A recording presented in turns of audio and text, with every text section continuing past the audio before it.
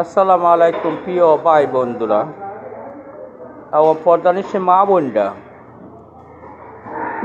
দেখি অনেক ইউটিউব চ্যানেলে মেয়েদের বিভিন্ন মিথ্যা কাহিনী লেখে।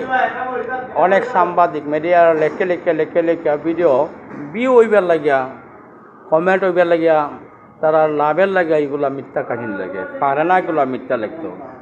প্রিয় বন্ধুরা, যারা ইউটিউব চ্যানেল চালান, আপনাদেরকে আমি দৃষ্টি আকর্ষণ করে বলতেছি, সত্য বিষয়গুলো লিখবেন, সত্য বিষয়গুলো ছাড়বেন। এবং আমরা মুসলমান, যারা আমরা মুসলমান, আমরা আল্লাহ রাব্বুল আলামিনের কালাম, আল্লাহ রাব্বুল আলামিনের পবিত্র কালাম কোরআন শরীফ আমল করলে আমরা সম্মানিত হবেই। এগুলা সম্বন্ধে আমরা ইউটিউবে লেখালেখি করলে সব বিষয় হবে। সূরা ইখলাস 3 বার তেলাওয়াত করলে একদম কোরআন শরীফ তেলাওয়াত করার সব পাওয়া যাইব। আল্লাহ রাব্বুল আলামিন